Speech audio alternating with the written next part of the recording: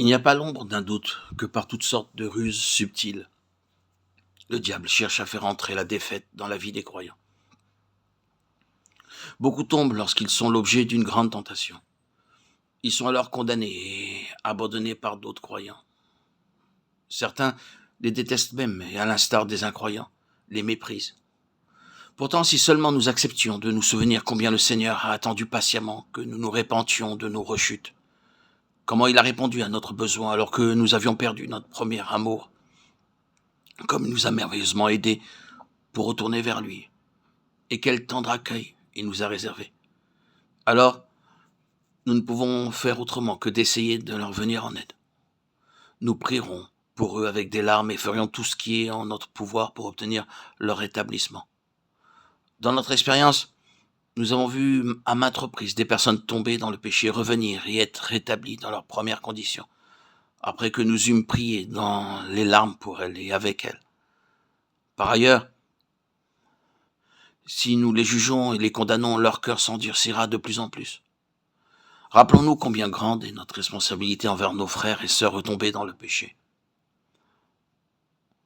Nous avons l'exemple de notre Seigneur, comment il a agi envers son disciple Pierre avant et après sa chute. Il savait comment Pierre le renierait par 3 fois avant que le coq ne chante 2 fois. C'est pourquoi il l'avertit amicalement en disant « Simon, Simon, Satan vous a réclamé pour vous passer au crible comme le blé. Mais j'ai prié pour toi afin que ta foi ne défaille point. Et toi, quand tu seras converti, affermis tes frères. » Luc 22, 31-32.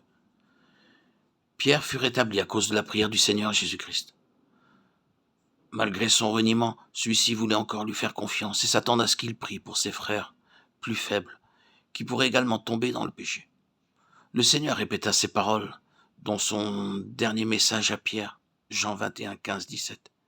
Il lui dit à 3 reprises « Paix mes agneaux, paix mes brebis, et de nouveau paix mes brebis. » Ceux qui viennent de naître de nouveau et sont des bébés en Christ, ainsi que ceux qui sont faibles dans leur foi, ne croissent pas spirituellement, sont comme des agneaux qui ont besoin de soins supplémentaires, qui doivent être portés et fortifiés. Le Seigneur a utilisé différentes personnes pour nous aider dans notre faiblesse, afin que nous soyons rétablis spirituellement.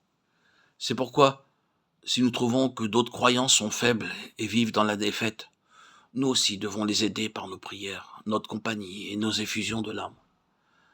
Ceux qui sèment avec larmes moissonnent avec chant d'allégresse. Psaume 127, 1-2 nous révèle la manière de construire la maison de Dieu. Si l'Éternel ne bâtit la maison, ceux qui la bâtissent travaillent en vain. En vain vous levez-vous le matin, vous couchez-vous tard. Nous avons une double responsabilité envers la résidence de Dieu.